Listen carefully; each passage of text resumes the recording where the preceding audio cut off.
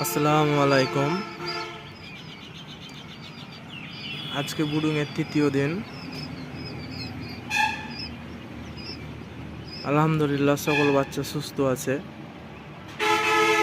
অতিরিক্ত গরমের কারণে তাপ দেওয়া বন্ধ রেখেছি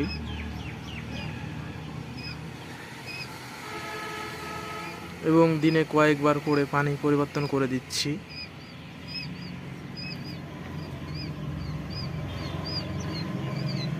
দেখতেই পাচ্ছেন বাচ্চাগুলো কত সতেজ সবল দৌড়াদৌড়ি করছে।